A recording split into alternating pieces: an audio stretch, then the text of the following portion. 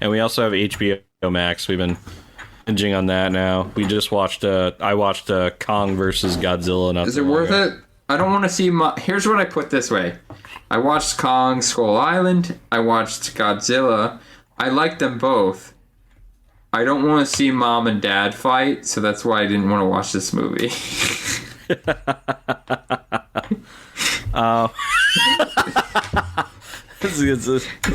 That's how I put it. Good way of putting it.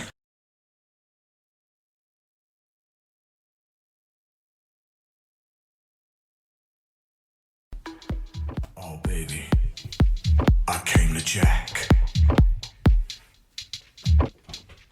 Came to jack my body, baby, yeah.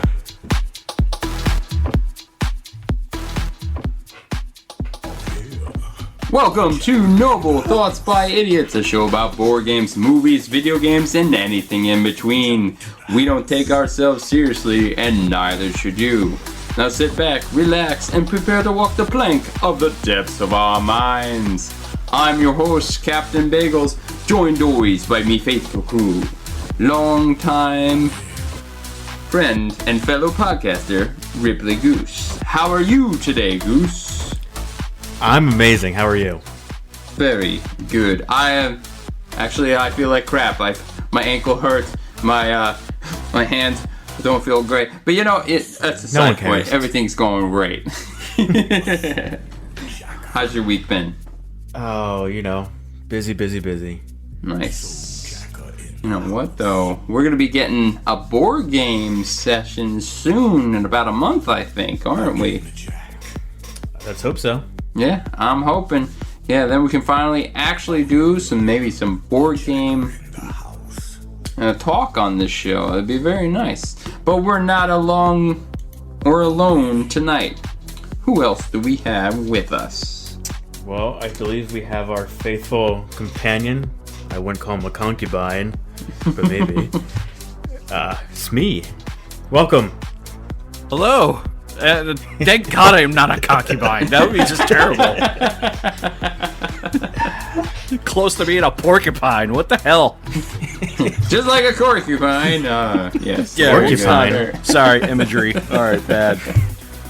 Ooh, well, how's your week I guess been I going, went John? with the intro music. Oh, yes. Oh, yeah.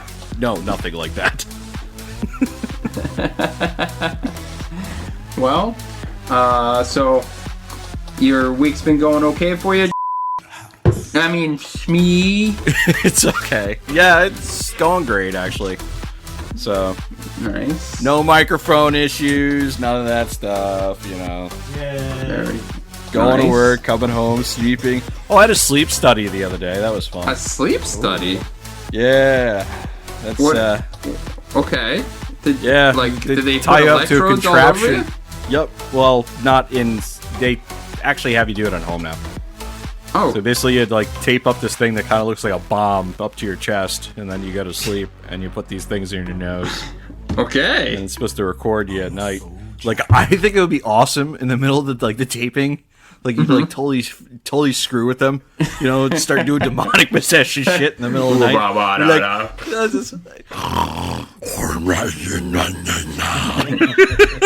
See, I'm going to eat your soul. Sorry. what was that? Nothing.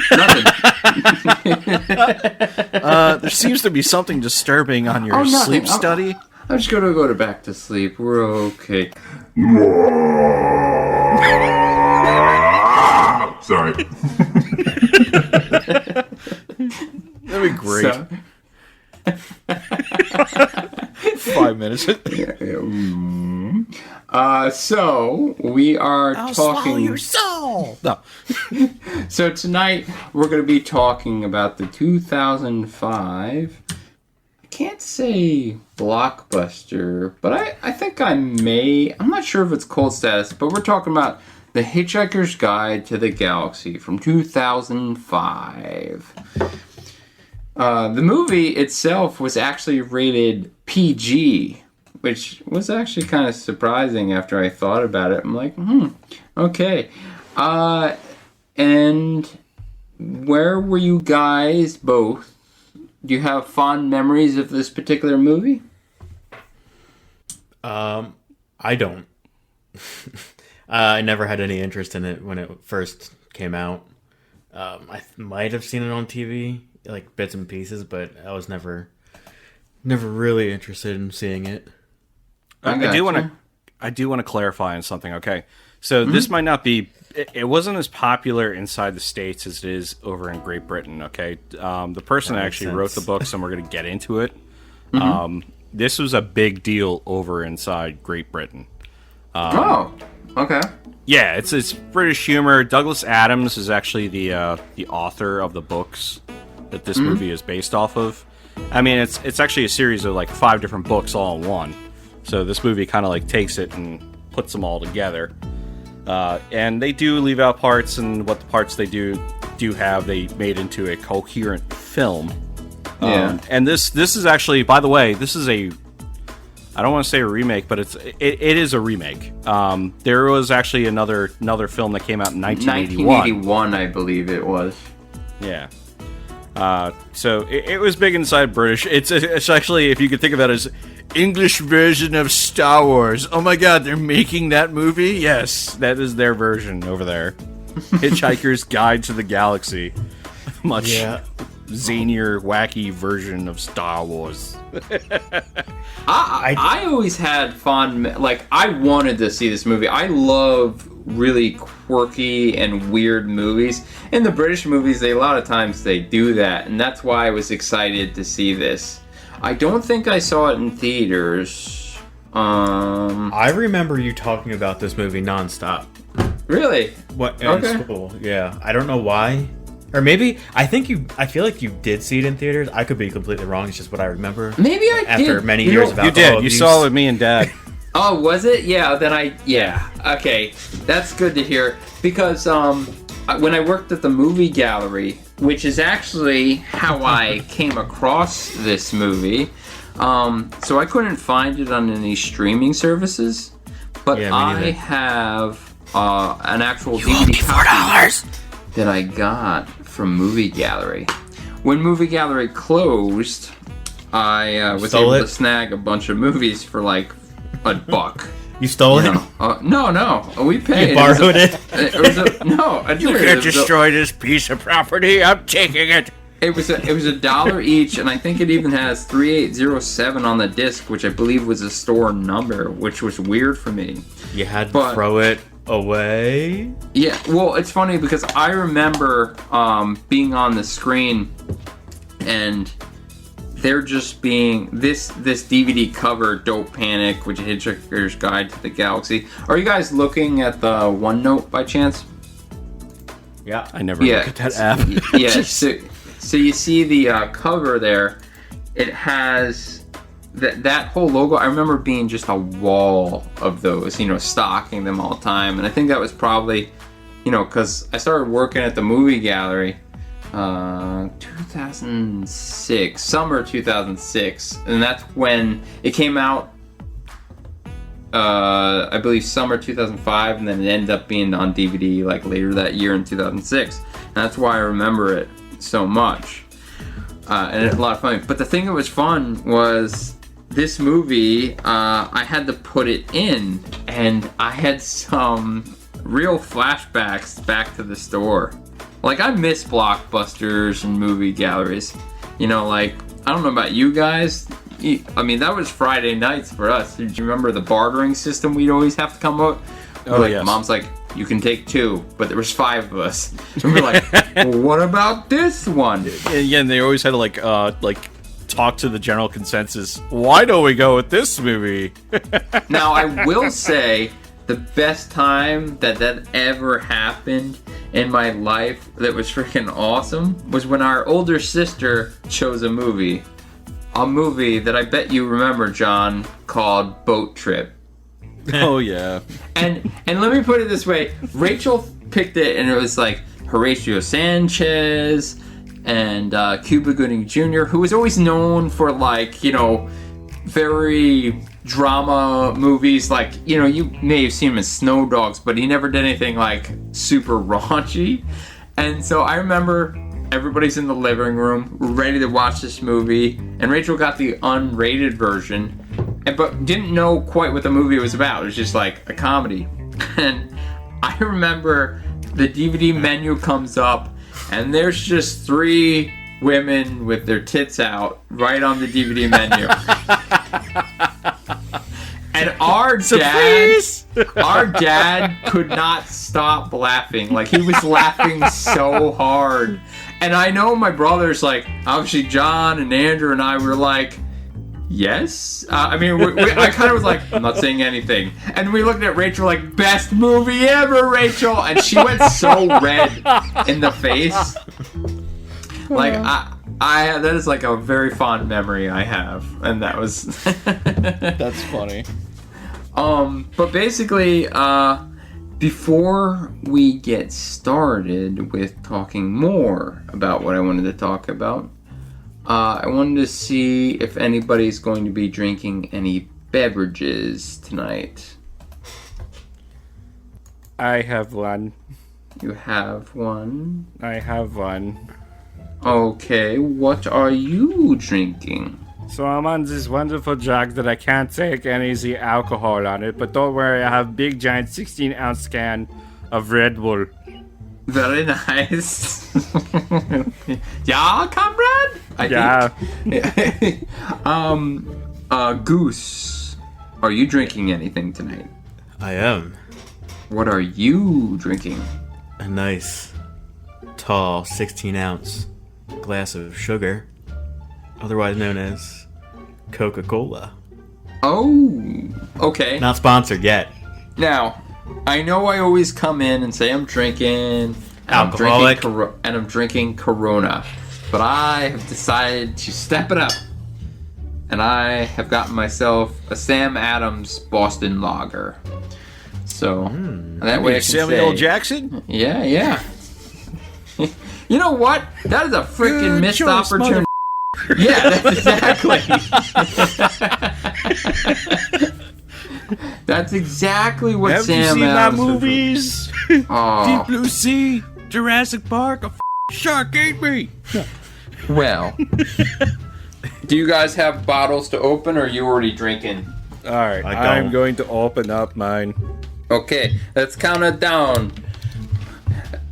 Dry. I have no nails. Zwei. Oins. I don't know what the other word is. Very nice. Where'd the cap go? Oh. Flew off. Someone's stepping on that shit in the morning. You're dead, Baby. Okay. Okay, so now that we're on to that, we're gonna move to some summaries of the movie. Going back, this is the director Garth Jennings who did this one. He's more known for Hitchhiker's Guide to the Galaxy is the one I'm most known for. He also did the Sing movie back in 2016, which is the animated show, which had a very large voice cast, to be honest. And then you have Son of Rambo. I'm not sure if either one of you are familiar with that one. It was kind of like I don't know, like I imagine it's like a scary movie for... It like was a like a spoof. kid. It's a kid who, like, watched all these Rambo movies, but, like, was running in the woods pretending to be him. But then when they cut to his imagination, it was, like, really, like, Vietnam stuff happening. You know what I mean? That reminds me of, remember that one night we were at your place and we were watching, it was like E-Network or something. We saw Little Arnold on the Howard Stern show. Oh, crap. I do remember that kid. Garth Jennings. Also to note here, he's British. He Go is figure. British. This whole I have a feeling they're all cast- British except for Zoe Yep. Yeah, well... and Mos so Def. Is he? Here's the part that brought me back. I like looking, if you notice, the production companies that actually worked on this was Jim Henson's, the Muppet, the Jim Henson Company worked on the puppeteering for a lot of the alien creature designs inside the movie. That's where I was happy to see that. Spyglass Entertainment and Touchstone Pictures. That Now, explains how they got Warwick Davis. All right. so, but here's the thing. So the thing that was really cool was because I put the Hitchhiker's Guide DVD in, and we don't get this anymore because we stream all our movies. But do you remember when you would put a movie in and you would get this? Coming soon to theaters. Mm-hmm. Like, I was like, oh, and it was like, coming summer 2005. That guy always sounded like a serial killer. I always wanted the other guy back. Coming to theaters. You know, but I will also say, does this... I have a lot of nostalgia for different production companies, and the one that really, when I put in the movie, this is the first thing that played.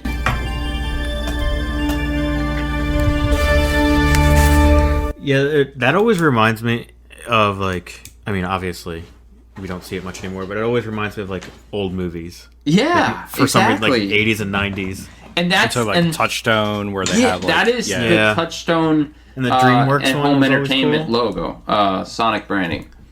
Yeah. Now, that happened, and the other thing that brought me back was this.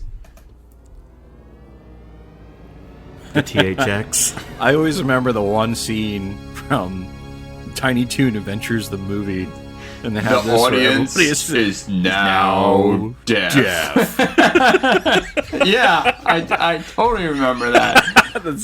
Every single time I see THX, that is the first thing I always think of. Oh man, like that was... It just brought me back. After I heard that, I was like, yeah. That's... I don't know, but you have, like, the old VHSs and stuff, because they had all those old previews, like, the preview that I played for you guys earlier, do you really remember, like, those trailers? Like, there were always weird trailers, like the trailer I played today. I never heard that one before. Did you guys? No, but I don't really, like, memorize trailers. But I don't memorize trailers, but you know how, like, sometimes you see a trailer and it's like, in a world. Like, I really like that they did the dialogue inside there. So this movie had an estimated budget of about $50 million. And it actually grossed in the USA $51,885,460. It did make profit in worldwide. Excuse me. Worldwide, it made just shy of 105 million. So, not to say that it wasn't profitable, but it was essentially seen as a flop. Which, what is your guys? I always thought this movie was awesome, but I always heard that people said they hated it. I'm in that crowd, for sure. You hate this movie? It's definitely British humor. It's not like your laugh out slapstick or any of that stuff. Like, it's a lot of intelligent humor to it. I'm not sorry. No offense, Ripley. What are you saying? What are you saying?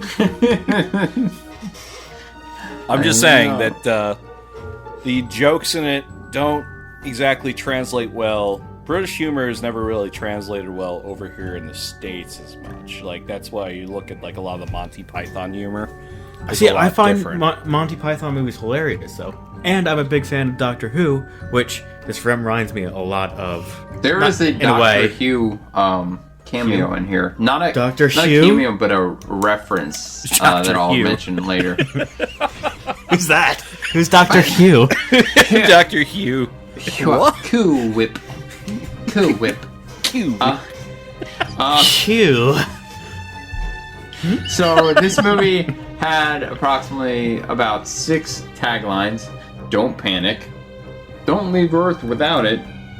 The most astonishing adventure in the universe begins when the world ends. Everything you need to know about out there is in here. The answers to what's out there are in here. And losing your planet isn't the end of the world. And it's bigger on the inside. Nice. Okay, there we go. That's from Dr. Hugh. Dr. Hugh. Hey guys, you've been watching Dr. Who Season 10. What I also like to call out is that this was the year 2005, and here are the top grossing 10 films of 2005, of which Hitchhikers is not one of them. That year was when Star Wars Episode 3, The Revenge of the Sith, dropped. That is number 1 for gross of that year at $380 million. That was also the year they had Harry Potter and the Goblet of Fire, my favorite Harry Potter movie, and I think the last one that was any good, because I didn't like the other ones, which is sad.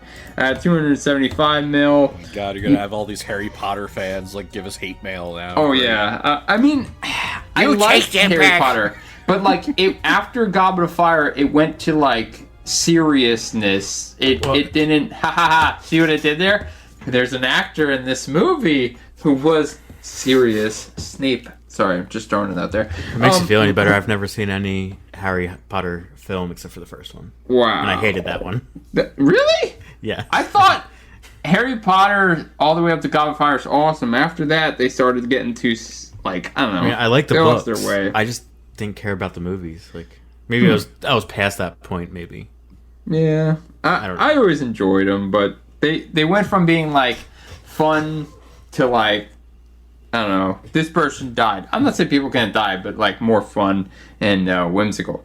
So anyway, you got War of the Worlds with Tom Cruise, The Chronicles of Narnia, The Lion, the Witch, Wardrobe was launched that year, Wedding Crashers, Charlie and the Chocolate Factory, Batman Begins, the beginning of the Christopher Nolan films started, and that one did about $205 million. Madagascar, Mr. and Mrs. Smith, and rounding out the top 10 list is Hitch with Will Smith. So, go ahead. Now, here's a question. Did any of those films come out the same time that this film came out? Because that would actually explain why... You know, when you actually have Star Wars. when you have a release date like that, and it's in the vicinity of like a film that's coming out, So... that's why could explain why it didn't do as well at the The box only office. one that came out around that time, and I say only, was Madagascar in May 27th. This came out April 29th. Star Wars came out possible. May 20th. May 20th, yeah. So, I mean, those are the... But there's still about, you know... This was before, you know, Star Wars by about 20 days. But definitely interesting. Hitchhikers, yeah, it's all the way at number 52 of the 600-ish movies released that year. Okay, anyway, so let's go on to casting. This was always fun. So the principal cast is Marvin, Ford Perfect, Trillian, Humakavula, Marvin, Zapad Beeblebrox, Slarty Bartafast, and Arthur Dent. The thing that's interesting about Marvin is that he's actually played by two actors. You have Warwick Davis, better known for Willow, and also Leprechaun. was, yes, Leprechaun, but he was also, and this, go ahead. Yeah. And he was also in Harry Potter, Griphook, which is also interesting because the other actor that plays the character of Marvin, who is the voice, is Alan Rickman, who played Sirius Snape, which is interesting. Like a hot pocket. But it's funny, a lot of these actors, and I know they're British, lock it back to Harry Potter ties. So that's pretty interesting. And then we have Yaslin Bey, who played Ford Perfect or Mos Def. And I always like to look if anybody has video game history. And Yaslin Bey, he does. He has been a performer in Final Fight, Streetwise. He was in True Crime, New York City, Madden NFL, 2002, Tony Hawk's Pro Skater, and he was also known for The Italian Job with Mark Wahlberg. and 16 blocks, if you guys remember that. But I will say, then we have Zoe Deschanel, which was also... I thought she looked familiar. New Where Girl? is she from? Yeah, New Girl. There you go. She's from the that's new... why. Yeah. She was also in The Happening with Mark Wahlberg again, and Hitchhiker's Guide to the Galaxy. Those are kind of what she's known for. She's Elf. She's an elf too. Yes, this is true. Yes. And then we have that's interesting. Okay, so then we have Zoe Deschanel. She was in Surf's Up, the PlayStation 2 video game. So I always like to hear that. Martin Freeman, who is better known by these days as playing Bilbo in the Hobbit movies. Yeah, he's also Watson from the Sherlock series. Yes, that's all. Which is funny. He does. You know how like when you look up IMDb and they have the 4 points that they're known at. He doesn't. That's not marked as his. You know, it's always weird the ones they choose to say that they're known for. He's also known for Black Panther, which is I like that agent guy, whatever it is. Everett Ross. Yeah, and I always like to look at the alternate casting.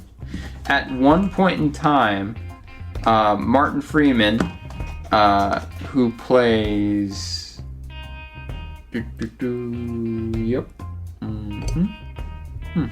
Arthur Dent, is actually Hugh Grant or Hugh Laurie. Obviously, we know Hugh Laurie is the house doctor, that one. He was actually going to be Arthur Dent. And we know Hugh Grant from Mickey Blue Eye. No, not Mickey Blue Eyes. What is it? Isn't that the guy that does all the romantic movies, like Yes. 9 Months and all that stuff? Yes, That- that's Hugh Grant. You know what? I'm glad they didn't pick him because he's so typecasted. I wouldn't even eat. It probably wouldn't actually draw. I the thought appeal. Martin Freeman did a great... that's the thing. I felt like Yeah. all these actors did a really good job with the It characters seemed they like were Martin given. Freeman was a little bit larger in this movie than like his other roles. Like he seemed like he was so much skinnier and everything else. Like he was a little bit chunky in this movie. I think It was it's the robe, which is... Okay. That robe is like... Maybe not flattering, as you would say. All right, are we getting to Zaphoid? Because I got a lot to say about that actor.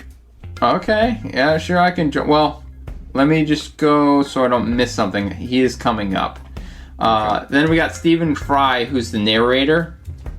And the reason why he's got some pretty good video game credits, he's from Fable, and I think he's the narrator as well in that. Forsaken narrates Destiny everything. 2. He's like Morgan Freeman. But like, Yeah, he has like... he has a really nice voice, so like that's... He he always does all the like nature documentaries.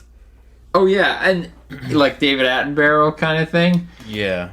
Yeah, and I'll definitely say Unless I'm getting that confused, which is possible. but I'll say like the he's also known for Little Big Planet and all that. But so there's like I said, there's a lot of Harry Potter crossover, and a lot of this cast were in the Harry Potter movie. Richard Griffiths, who you may not know by name, but you know Harry Potter 1, which you are familiar with. You know his stepdad, who's a big jerk and everything. Mm-hmm. He's actually Protechnic Vogon Jeltz, so he's one of the main bad guys from this film. And that is the voice for that character. But he's also known for, obviously, Harry Potter and The History Boys, which is some British film, to be honest, I'm not too familiar with. Now, this one I'm curious about because I thought you actually ran into this guy, John, at one point. So, when they're on the spaceship and a scene that we'll talk about later when the nukes are approaching and you know the ship talks in a cheerful, upbeat voice. Yes. That is Thomas Lennon, who's better known for Reno 911 as the main cop, the main sheriff. Yeah, the one that with the short shorts. Yeah, Night Museum. You met him, right? No. Where'd you get that impression? Okay. Maybe, now, I could have sworn when you No, were... I never met Thomas. Okay. Well, Where the hell did you get that? no, because when you were at Kutztown, I could have sworn you did an interview with some voice actors or comedians the one time. No, it wasn't Thomas Lennon. It was who's the guy? Steve the Pirate. Steve the Pirate from Dodgeball. Oh crap! Really?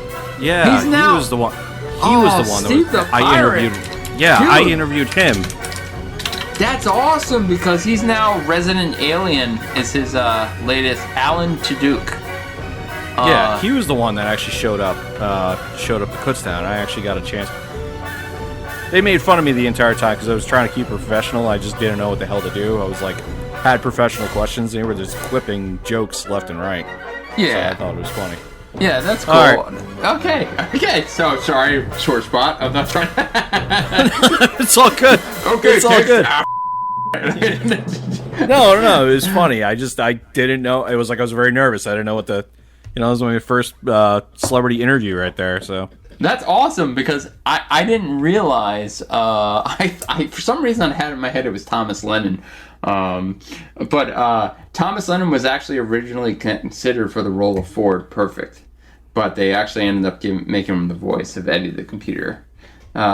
John Malkovich, who's always a character in his movies, he's obviously, being John Malkovich and Red of recent films, but he was also in Advanced Warfare.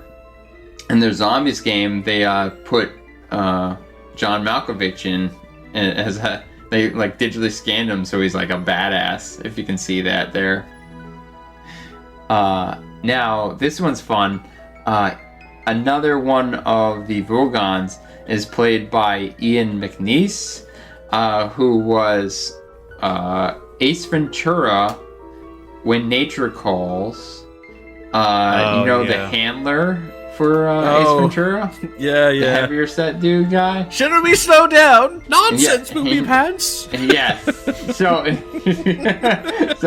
well, that's why I'm like, wow. It's always neat to see an actor you haven't seen for a while.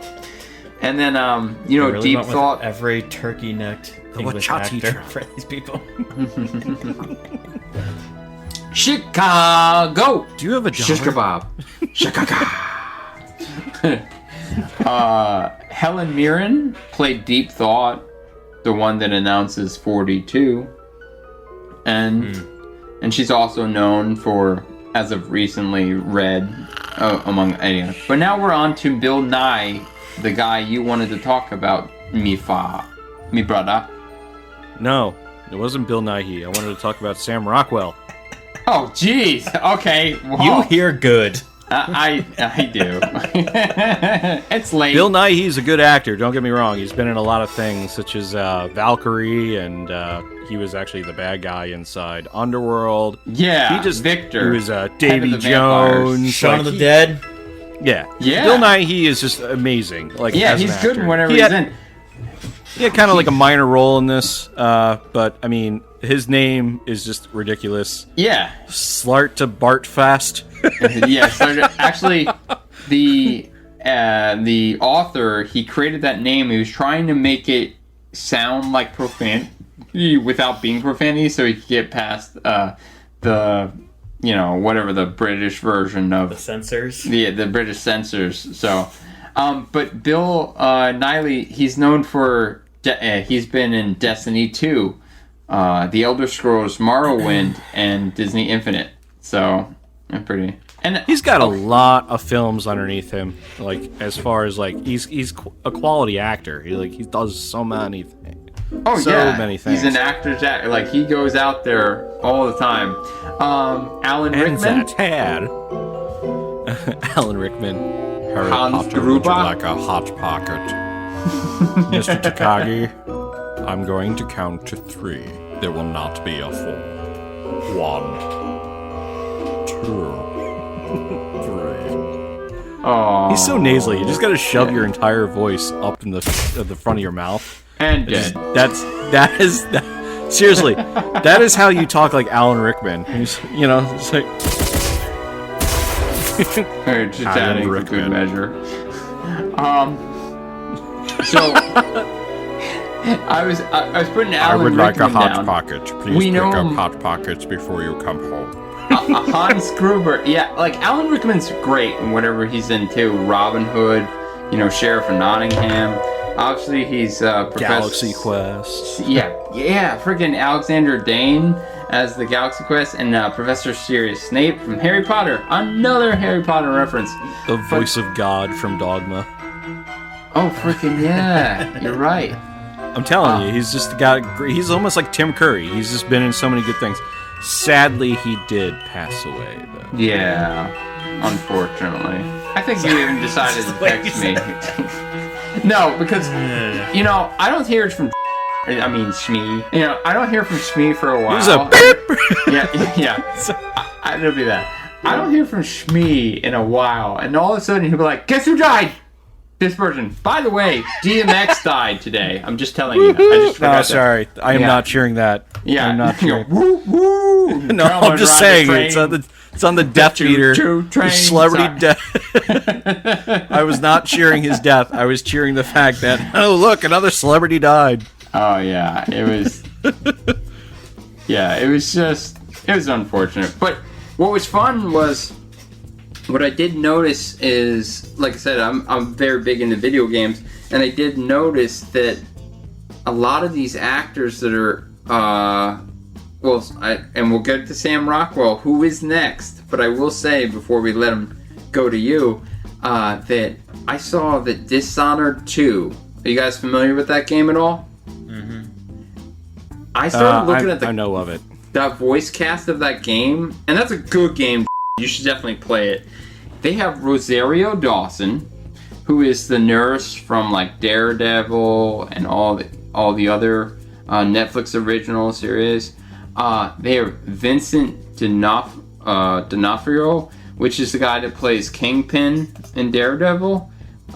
Sam Rockwell, Robin Lord Taylor, who is currently playing the Penguin on DC Live action show, and was then accepted as like one of the nerdy kids. Pedro Pascal, who is playing the Mandalorian as of now.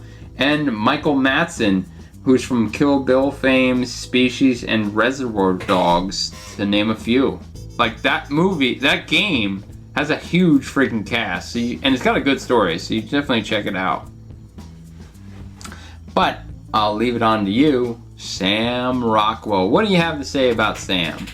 The amount of films that he's actually been in, I mean, he has a huge filmography, the first thing I'm going to say, but he's been in a lot of obscure roles, and they're all good. Like, if you ever seen the movie, there's one notable movie that he's done is Moon. That's a good one. Also, Jojo Rabbit was the latest film. Yo, he was good in that freaking movie. That movie was great. But he has a movie, have you ever seen his movie called Mr. Right? I can't say I have. No, you should check it out because it actually has Sam Rockwell and Anna Kendricks, and the premise is that Sam Rockwell is he's a hitman, but the thing is, whenever people hire him to go kill somebody, his whole thing is that he goes and kills the person that hired him instead. Like, so he's like, so they're like, oh, thanks, and then he goes and kills them instead. So it's just it's a comedy thing. It's pretty good. Yeah, there's also 7 Psychopaths. I saw that one. I thought it was not super memorable on that one.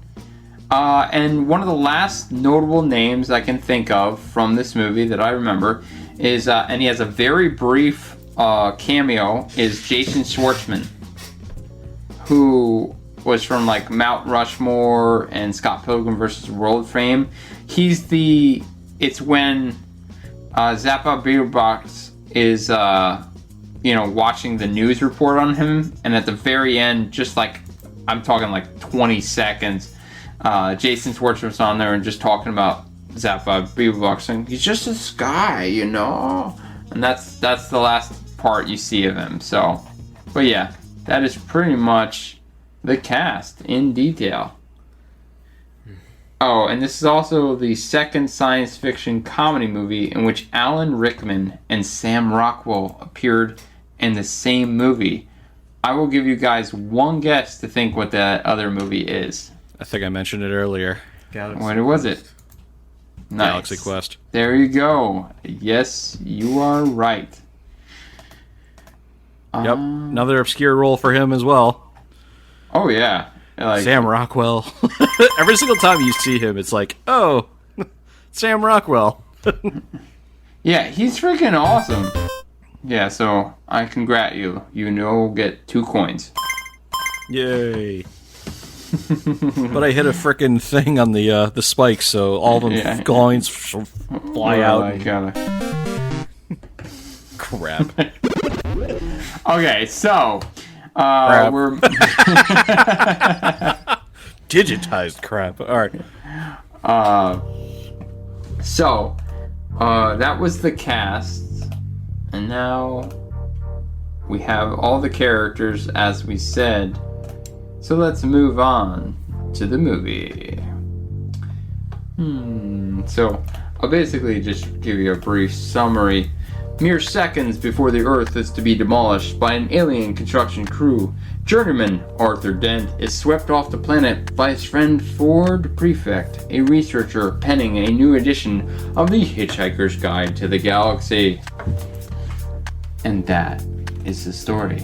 But I totally forgot. Before we get into the movie, I wanted to inform you guys of something that I found interesting. Since the year is 2005, and I'd like to get you guys to know, I figured I'd tell you the Darwin Awards that also happened for 2005. Because we are the show of noble thoughts by idiots. Welcome to the 2005 Darwin Awards, presented to you by Noble Thoughts by Idiots. Thank you. That is very good. So I'm going to start off with, we're in a crowd in South Africa. 2 muggers were working a crowd. And by working a crowd, I mean they're stealing, pickpocketing from people. They even held people at knife point. But the woman screamed. And of the 2 men, one was fit and one was not. So the one that was fit, he ran away and easily got away as his other unfit friend watched as he became just a distant dot in the distance. So the other man, thinking, well, where can I get away? And he saw an enclosure. No fence, he says. So he took a running start and jumped over the fence. And no one followed him and no one noticed. Except he was in for a rude surprise.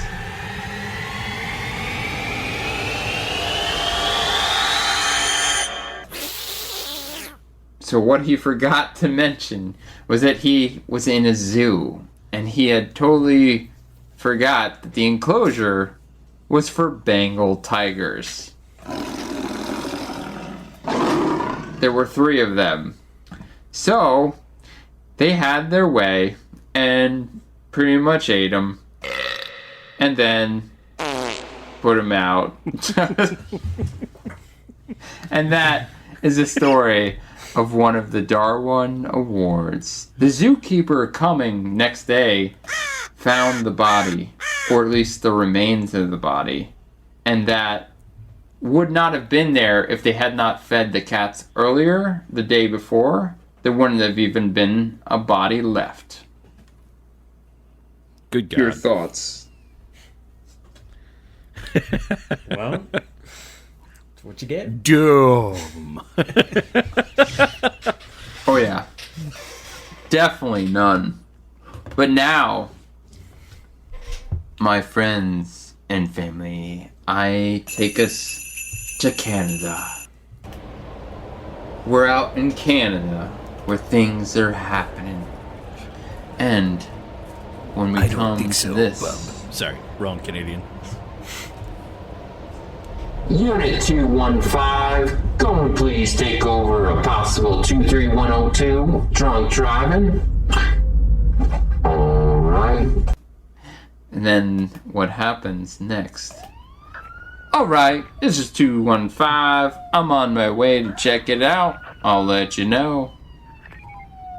So as the man drives, the cop follows a car that seems to be driving erratically.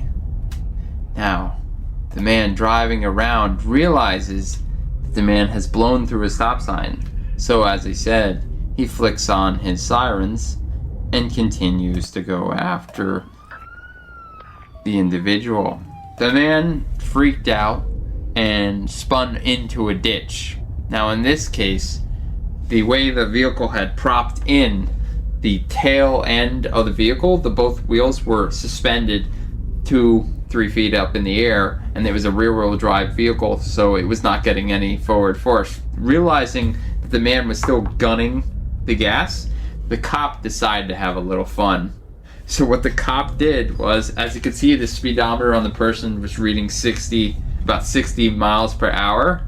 So the cop walked up to his shield and started jogging in place and said, "Pull over!" Because the guy was drunk, and the guy looked startled. He was like, "What?"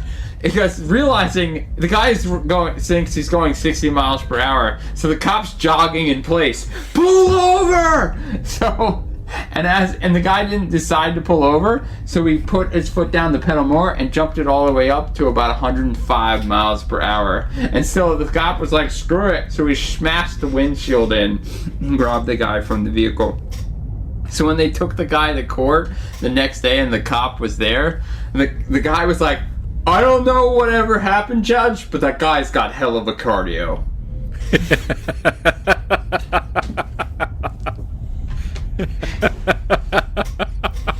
That's good.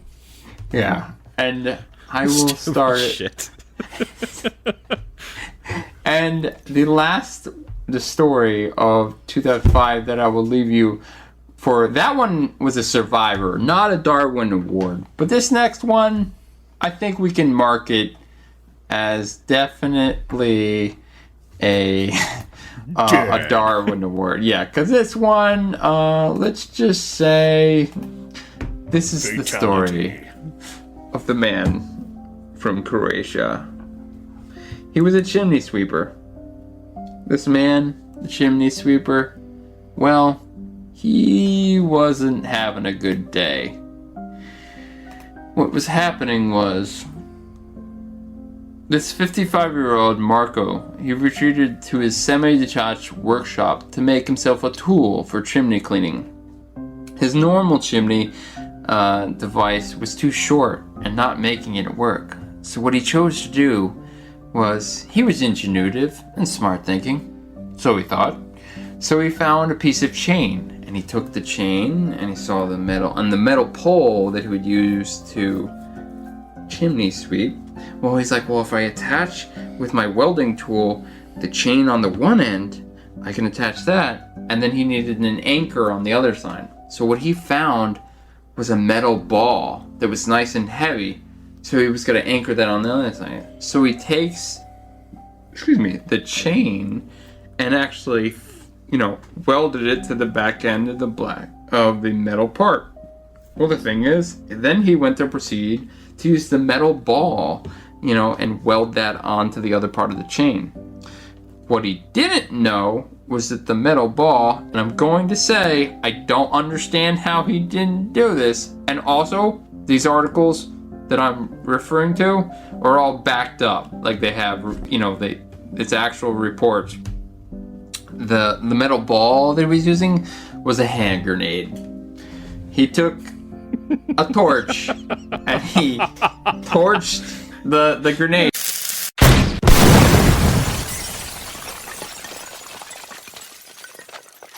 And I don't know if you know what happens after that, but he definitely blew up and died. Like, his windows all were shattered.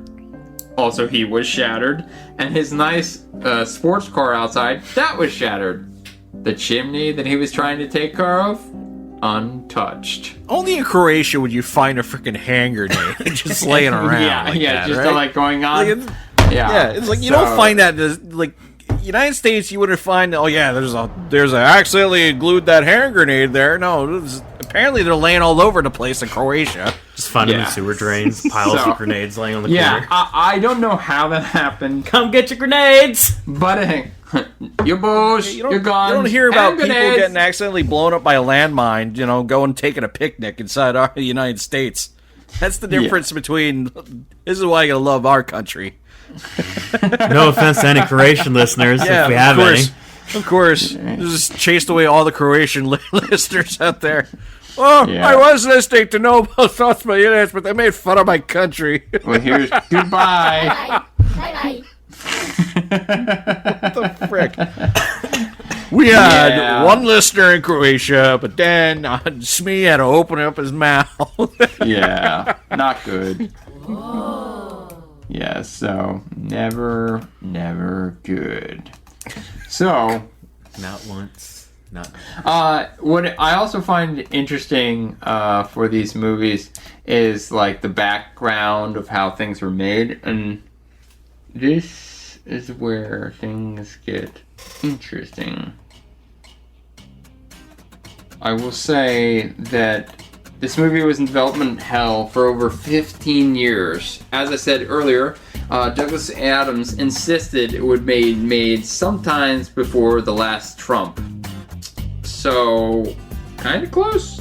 It says just prior to his death, a deal was almost in place where, like I said earlier, Hugh Laurie of House fame was to play Arthur, and Jim Carrey was going to play Zap Bob Beeblebrox.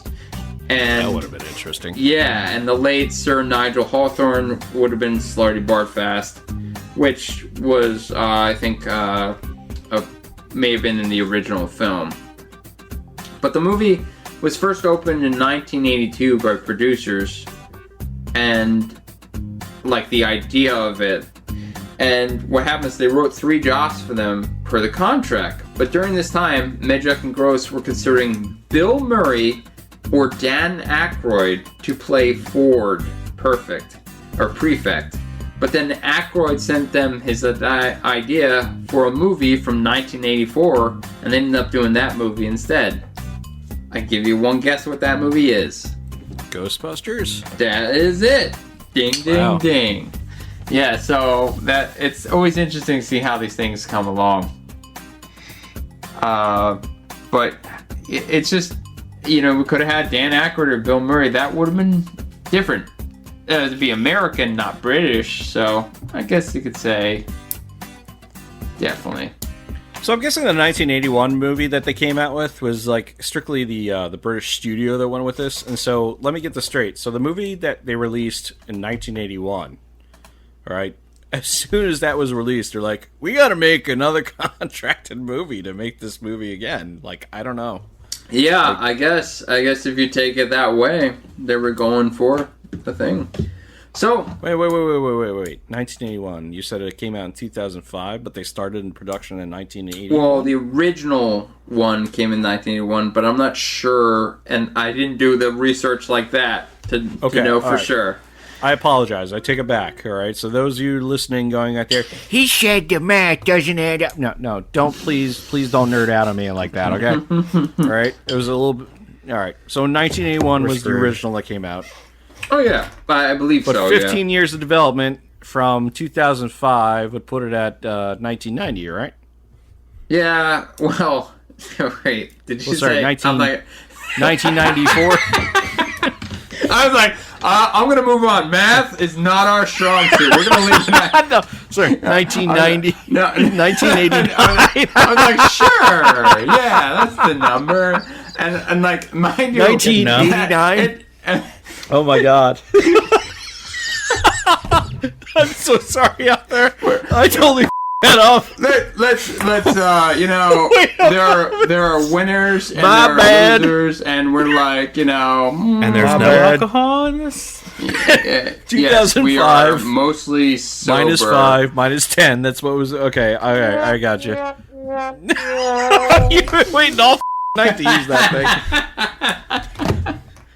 1989 is probably when they started talking about making a film again. It was gonna happen. Okay, so kind of a little.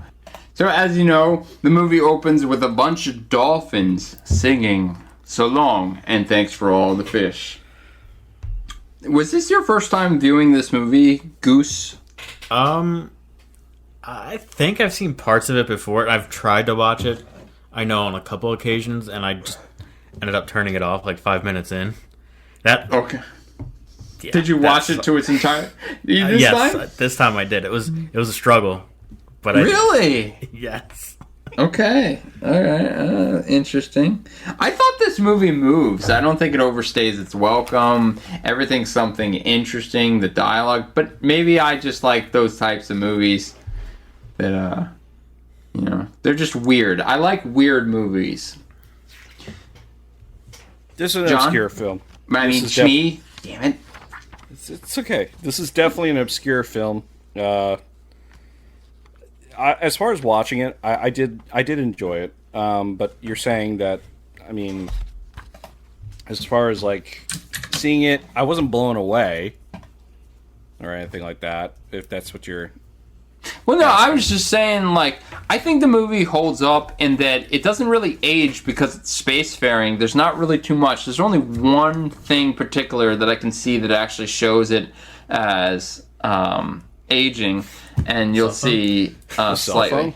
Yeah, exactly. That was I had to look it up. That was a Nokia 7610, released 2004 of March. 1 It was megapixel. Yeah, it was 118 grams. 1 megapixel is insane, right? You know, like how... and a 2.1 inch screen. That's insane. You know, look at how do you get all that? And also that button scheme gave people a lot of problems because it doesn't actually... It's not uniform. It's like... Yeah. I don't even know how you use that. And it had... You would click the numbers until you got what the number that you wanted. And to give you an Got the idea... letter what you wanted, but Yeah. Oh, multiple times? Crap. That's... Yeah. Ugh. I mean, the greatest thing about those flip phones was you get to play Snake. Yeah. Well, Dog. you could, I do remember that. We've come so far with it. It's freaking awesome. The thing had 8 megabits of storage. Well, you didn't need Megabytes. much. Yeah, sorry. I Yeah. highly doubt you could get a picture on that too, but who knows? Well, it did have a camera. Never mind. Yeah, it had a very small, and like that image feels. You can if it's make 1 your own megapixel. pixelated porn using Yeah. the... Because nothing will come in through. Oh yeah. Definitely. Dick, or is that a Turn finger? everything into a dick pic that's blurred out automatically. The Eiffel Tower. They can't cancel me with this. They can't tell what it is. It's blurred. Yeah. Is that a nipple? Let me take the picture of the Empire State Building. Yeah. No good. Meanwhile, in New York. But I think the movie holds up pretty well. I guess all the aliens were practical effects. Yeah, and because of the puppets. Jim Henson company, they did such a high res job on them. Yeah, I can't It's- really think it's of the- anything that dates. Like besides, like you said, the phone. Oh yeah, definitely. So Jim Henson's, like, the funny thing is, you mentioned that Warwick Davis was part of this film. I kind of, like, feel like Jim Henson, the production company, moves with Warwick Davis, or Warwick Davis moves with the Jim Henson production. He's They're, like, retainer. interchangeable. Oh yeah. So it turns out that in this movie, during the production, the most expensive thing in this movie was the actual bathrobe that Arthur wore. It was one of the most difficult of the costumes, including Zappa Beaverbrook's heads and Kamakula's eyes. The fabric had to be sewn on stage and was flown in from Turkey. So leave it to the British to make it a bathrobe, the most expensive item on cast. Why was it so expensive? I don't know. They just How the said hell does it- that happen? Like, I have a robe here that's, like, really comfy and looks just like that for, like, 20 or 40 bucks. But it wasn't from Turkey. No, it wasn't from Turkey. Is anybody here from, like, the audience really going to sit there? Like, who do you got in the freaking audience? She's dead. Joan Rivers. Like, oh, that robe is not from Turkey. No. Yeah, so basically, Arthur's house is sent to be destroyed immediately and demolished, making way for a bypass. Ironically, the Volgons show up to basically destroy his house as well. What we can say is that, little trivia, is that Mr. Prosser, which was the guy that was the head of the construction crew, supposedly you're supposed to be able to hear faint screams whenever he heard a moment before he speaks, because he's supposed to be a direct, according to books, a direct male descendant of Genghis Khan. So, just a small little detail there. But, basically... screams. Yeah, pretty much. And after that, they pretty much head off to... the Vogons show up, and very much Arthur's pretty much like, what the hell are those things? And they progress to start the movie off. Well, here, before you move on that, this is the most ironic thing about the movie, okay? Okay, so the whole premise right there is the opening scene. He's like, Arthur Dent is having the construction company outside his house, and they're like, what the hell? Well, you guys are about to demolish my house. They're about to demolish his house. And they tell him, like, well, this has been public record for 50 days now that it was on display. And this is where the comedy comes in. So this is one of the things that people miss. So yeah, so he was presented with that situation. That's the reason why they're getting rid of his house, to make way for a superhighway. Okay? Yeah. The aliens show up. And you got Mos Def or whatever comes in and basically like says we got to go, and they go to a bar and they drink some back, and then basically the Volgarts show up. Yeah, the and Volgons, basically make an announcement to the world: your planet has been on display in the public. Has been deemed. Deemed to be destroyed because it's in the way of an international space highway. And don't worry that this has been on display for 50 days in public record. Yeah, and that's that British humor coming in. That is definitely good. But this kicks us off pretty much into the space adventures because we have them using the actual Hitchhiker's Guide book. And this is my favorite part of the movie, the entries into the actual books. I think personally that scene is like, I like the different screams from the different parts of the world when like sadist. Yeah, you would like that. I like it when people scream. I love it. Like, what the hell? But it Captain definitely Bagels has that, is a like, sadist. It's just the way they pander to the different cities. You're not doing it right. But basically, they get on the Vogon ship, and this is where we start to learn that Mos Def's character carries a towel around with him all the time, which I thought was pretty cool. Basically, it's funny because he's like, don't never leave without your towel kind of thing. It's a multi-tool. It's a Swiss Army knife of materials.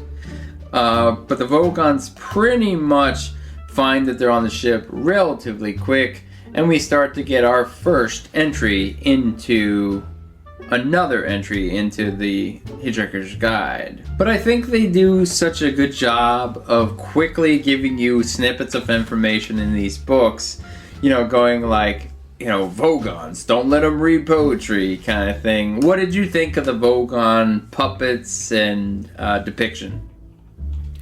I thought everything looked good. Like, some of the stuff didn't make sense to me, but, again, I guess it's that cultural difference in comedy. But I thought the puppeteers, like, they looked gross, and they actually looked real, which I'm assuming they were real puppets, or real costumes anyway. But yeah, I thought it all looked fairly good. I looked at the behind the scenes for that, and those Vogons, they had to train people to walk in those things. Because the way they are, they're full suits. A person was in each one of them. But when you put the suit on, you're blind, essentially. You can't see, and it's hot in there. They had to figure out how to march in there, and, like, they've got a good, like, 2 feet of space from, like, their backs are in the back of that suit. And they have kind of like the front end of it as far as like the thickness of the suit kind of thing. So they're kind of like walking, and that's why they walk around like a hobbled thing. But they definitely have a creepy factor to them. And you know, later in the movie, where when Arthur has a thought and he gets slapped in the face by that creature? Yes. The design that they did for the Vogons actually was that, if you notice, their nose is flat and almost above their eyes, right? So the Vogons had evolved since the face swatter wildlife had hit them in the face so much that their nose got jammed up flat and above their eyes. That is why they look the way they do. Which I thought was and that's where we get a little bit of a... You know, and also, like, I love the weird tech, and here's the other ing tree. Like, I thought that was such a clever way. What did you think of that, Smee? I liked the idea of it because it works 2 different ways. One, anybody who's actually reading the book, or anybody who is reading, and basically anybody who is watching can automatically explain why everybody is talking English. Yes. I thought it was very easy for explanation, because most people are like, wait a minute, they're aliens. They don't how do they know English or whatever. So this easily explains it. So I thought that was actually that was a fast way of like getting around that whole thing. So that was a good job. It was clever, yeah. You know the kind of people that do that though? They're I can't stand it when people do that. Like What, pick apart shove movies like that. Like, They're aliens. Why are they speaking English? oh, okay. Like, I it's thought a you. movie. Shut up. I thought you were giving. But they do. prompts You about know the they do. Babblefish. Oh, I know. And I do like. Excuse me, that person is speaking English. How would they know about this? How is it possible? How do I pull out my super detecto kit and figure this out? I did. We're on Were you page gonna say something else, 62 of the Chris? rule book. I did like their gimp suits for their military uniforms. Oh yeah. yeah. They definitely We're have getting that. sexy. Yeah. All Alright, send in the subs. I did like. Oh, we have the Doms out there. I mean, there's another entry in there about the Vogon poetry, about it being so bad that you'll die from it. And there's that. But what I like is, like, when they actually do get caught and they get put in the space lock, you think it's going to be the front door that opens, they're facing it, and of course, they just get jettisoned out the bottom, so you don't kind of get an idea. And we got this other interesting industry, like, that's why I like the book, because it does this. But yeah, like... It's a dress party. Yeah, well, they do, like, a good job of just... That's where we get introduced to the spaceship. They get picked up, and they show up as couches. You know, I thought that was fun, and we start to get our first entry to Zappa Beeblebrox, played by Sam Rockwell. I think he does definitely make parts of this movie. Like, he's such a fun character. Well, he got introduced earlier in the film. You just basically yeah, it was a small at cameo. It was a small little party scene that kind of introduced the 2 characters, which actually become love interest in the end. But that's where you actually see where he actually appeared, and then all of a sudden he appears on the ship. But can we talk about the ship a moment? Yeah. So this round, bulbish ship is apparently stolen by Zaphoid, which you find out more about his character as he enters, now that they're on the ship. So Zaphoid's like the president of the Galactic Empire, and he kidnaps himself. Yeah. Which is stupid. I do like that. But there's two. Now, keep in mind, Zaphoid has two heads, and apparently we get an explanation of why that happens is because basically, in order to be president, he had to keep himself like a serious persona in check. Yeah. So he split his brain into two, and apparently gave him two heads. The one head is hidden. But anyway, the ship that was stolen was like an experimental ship or whatever it is, and has something called an improbability drive.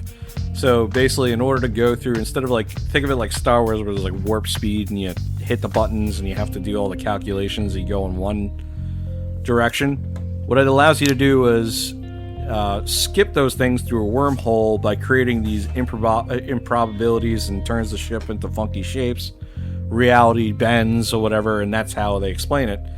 And just everything that comes up is improbable. So the whole entire idea is the fact that we have Arthur Dent, who magically appears on the same ship as Trillian, who is the girl that he met at the party, and she's on the ship because apparently Zaphoid and Trillian went off on an adventure after he blew it. Spoilers, yes, at the party scene we get that background. But the whole idea that in the middle of space that they get, saved by the same ship that Trillian's on is improbable, relating to the improbable drive. And then it talks about the phone number just not too long ago inside that in that little snippet, yeah. Clip. Yeah. So I thought that was very... It's funny, but at the same time, it's like, it's highly improbable. But we're talking about a ship that runs on improbability. Yeah, and side note, I forgot to mention, when the Earth is set to be destroyed and everybody's running around, Douglas Adams, he had his brother, his sister, his daughter, running around in the general panic as Earth is destroyed by the Vogons. But there's also a scene where I believe he had his mom on set, and they didn't tell her how to react. And then when they focus on that one lady who's just kind of reading a newspaper kind of thing, that was actually his mom. So her reaction was like, all right, I'm just going to sit here and read. So I thought that was a fun tidbit of trivia. But basically, they get thrown out the airlock. They show up on the new ship. And this is where we actually get to meet our Marvin character, and he's just a bundle of joy, as you can tell. But Marvin, like the manic depressed robot. Yeah, Alan Rickman and Warwick Davis do a fantastic job of that character, just giving him this weird mannerisms and just the way they talk. I've spoken to the computer. It hates me. Yeah, I love that. That's like that's what I love about it. But absolutely ghastly.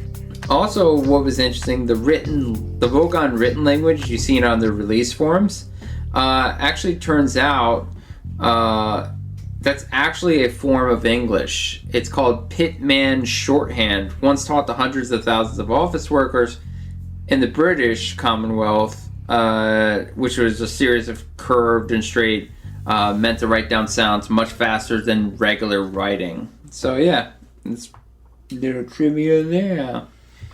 But at 42 minutes into the film, that's also when we get the meaning of life. But that was the number 42 is delivered by Helen Mirren, and that's where we find out that they cut off, and this is what the end conclusion is, and spoilers ahead, obviously, but you find out that she cuts off before they say anything, but they designed Earth as the other computer that would determine the meaning of life. But it got blown up by the Vogons just before it was about to show that answer.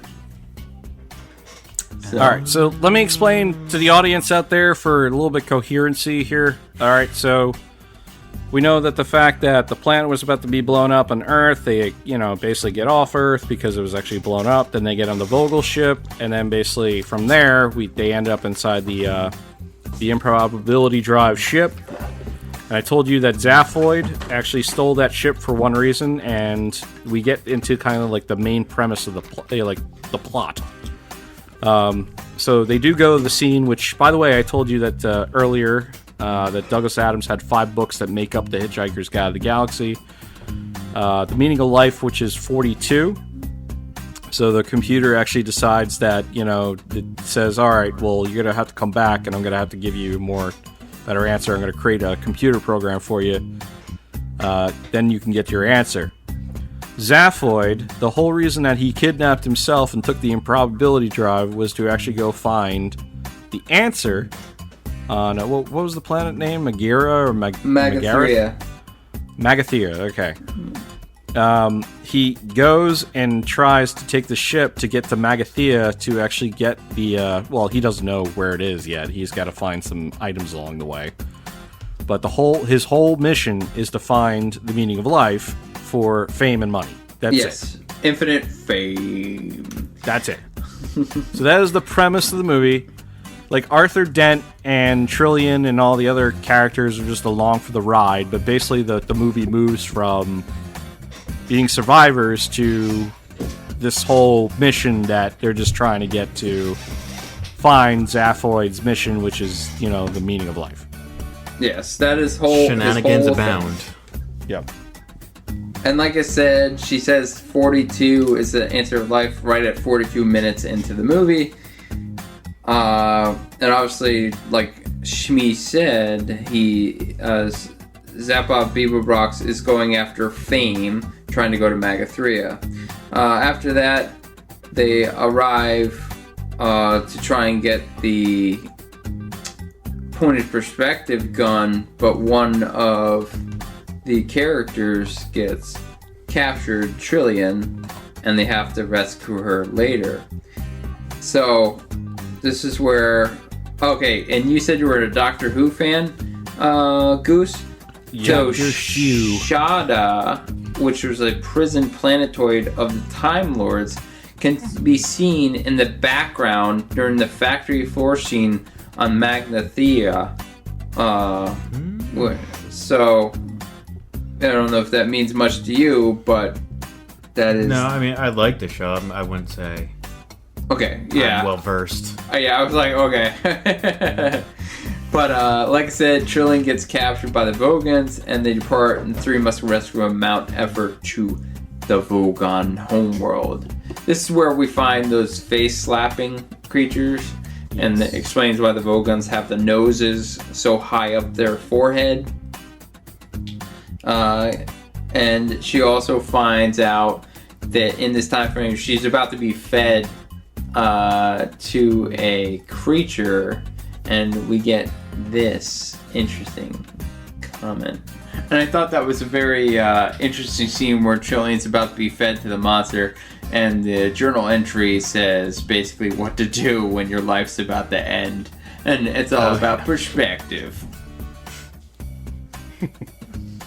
But, like I said, Trillian's captured. We move on. They go to rescue her. And this is where she finds out that Zappa Beaverbrox signed the declaration to destroy planet Earth because he thought somebody wanted his autograph. And that's where she gets pissed off with him and goes back with Arthur. Didn't the actual formula say, like, hugs and kisses? Love Zaphoid? It's exactly what it said.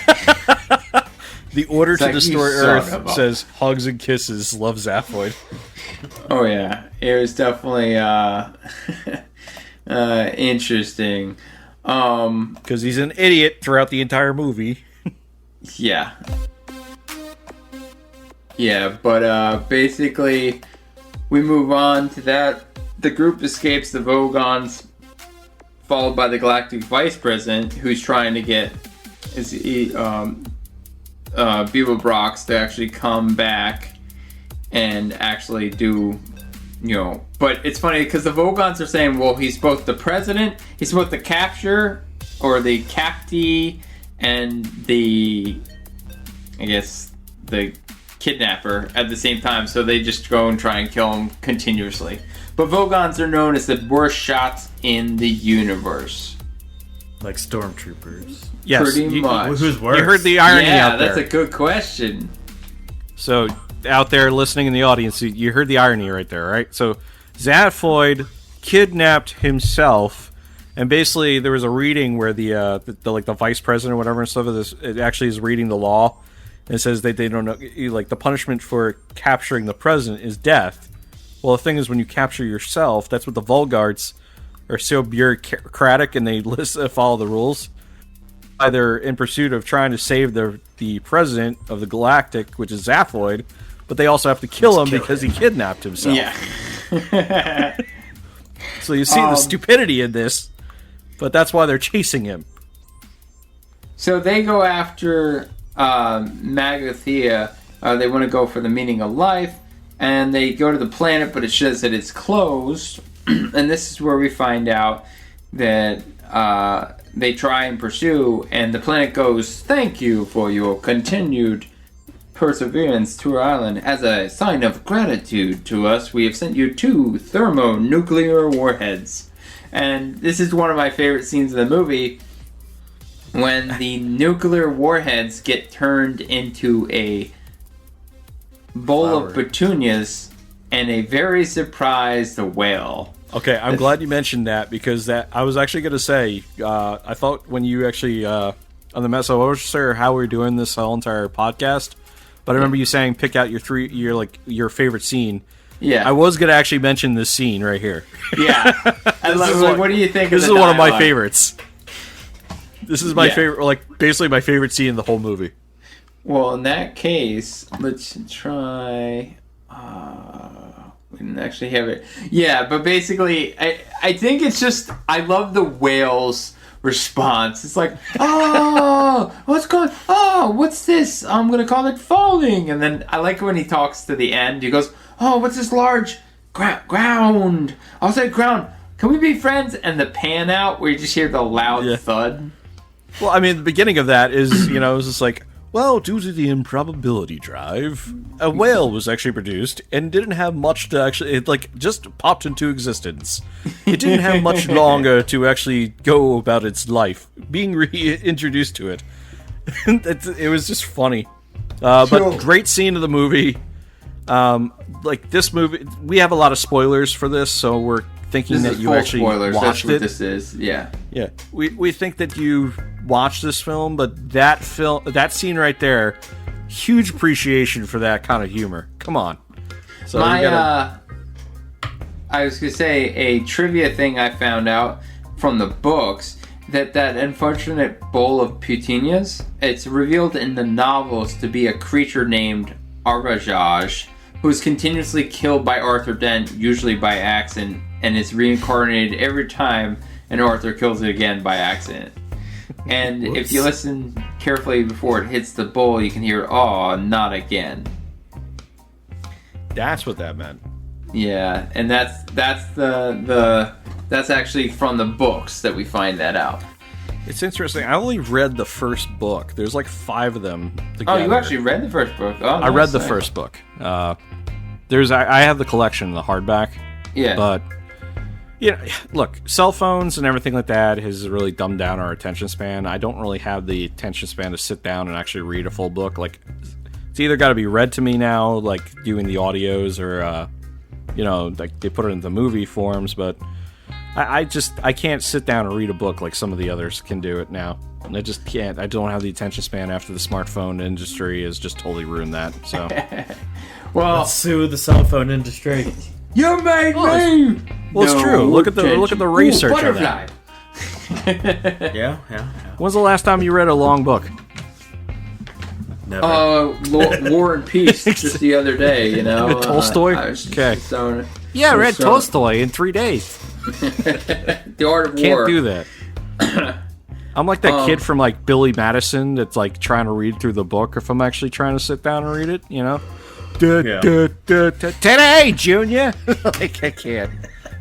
Well, this is where, Zaprod, Ford, and Trillian, they come across the portal to Deep Thought, and they go and retrieve the point of view gun, and this is where we get information such as this. Yeah, but pretty much that's the point of view gun. We find this out. This weapon ends up in the hands of Marvin, which I thought was pretty good. I love how he's pissed at the end. And I almost felt bad for a second when he gets shot in the head by accident by the Vogons. What'd you guys think on that scene? Was it by accident? He was in the way. Yeah, he was in their way, but he said, I don't know. But he did specify, what are you guys running for? They're the worst shot in the universe kind of thing. And one straight shot got him. I think we're like totally skipping a scene.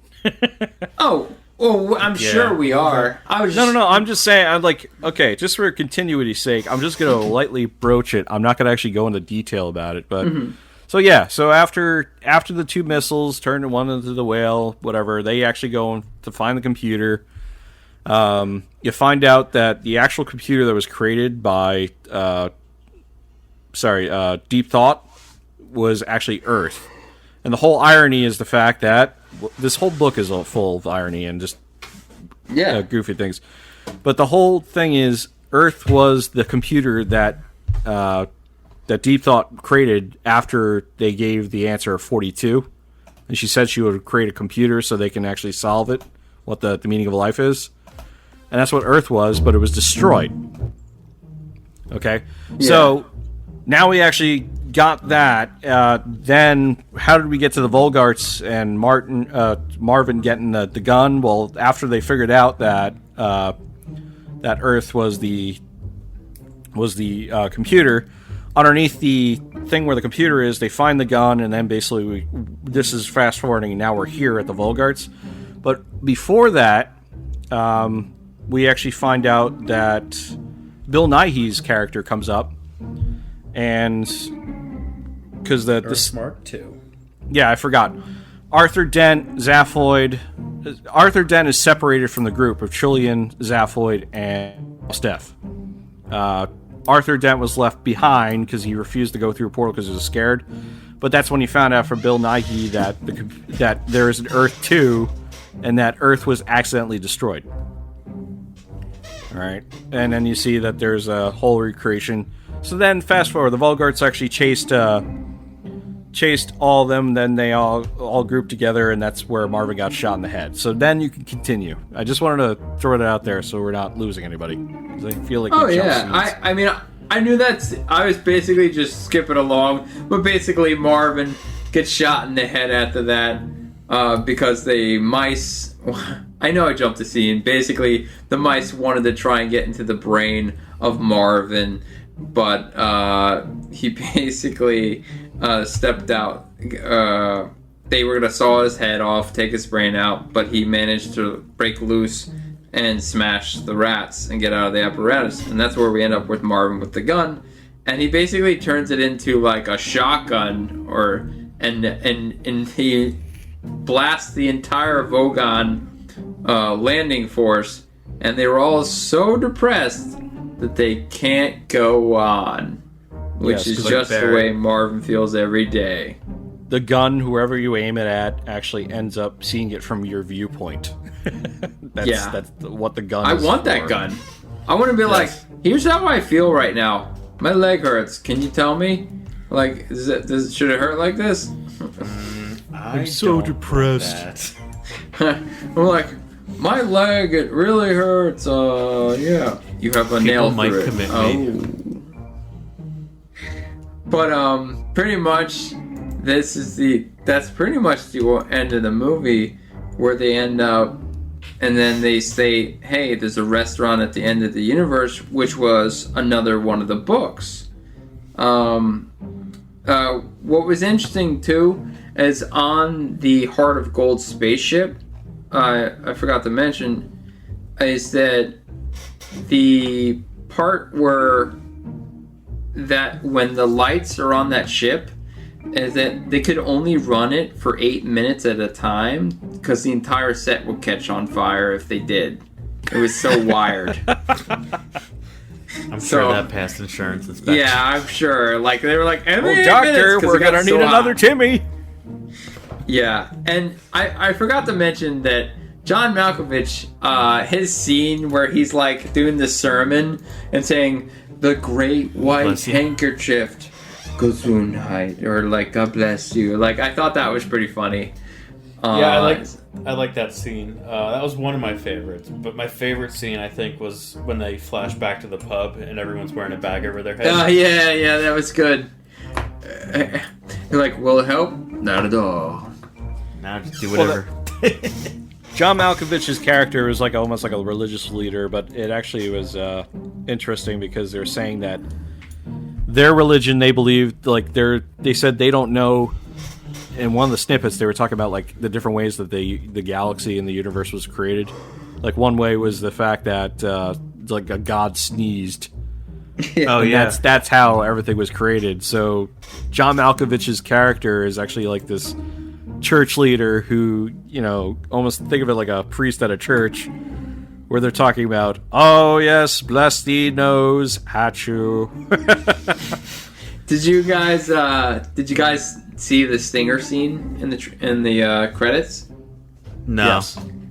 Well, I will play it for you, Goose, just so you're on the up and up. So what'd you think of that? Jeez. I love the sense of scale. You're like, thousands of years they traveled, you know, and they came in, but they didn't realize they were the size of bacteria kind of thing or something. So when they showed up, they were just on a ball. Mm-hmm. Yeah, I like, it's thought-provoking, to be honest. The movie, yeah, I like it for stuff like that. Like, I thought that gun was cool, and like the impossibility drive was cool, just to think about. But yeah, I don't know. The movie seemed like all over the place for me. I just couldn't get into it. Well, I find that, you know, I personally like it, and it's fine because I heard a lot of people didn't like it, and so I guess from your part, I could see like you're like you're leaning towards the majority. You know what I mean? Like, how do you feel on it, John? So I liked the film. It didn't blow me away. It is a very particular type of humor. It's very intelligent humor. It's all like ironies. Sorry, I'm not. No, like there's a lot of. What I say by that is like it makes you think that's the whole entire. It's not slapstick. It's not. It's, you know, it's a different kind of humor. That's what I like about it. Like the sense of scale. That's always what I like. It's so weird about like how big things are, but also the time dilation and all that, which is pretty I just neat. like my humor dumb and easy.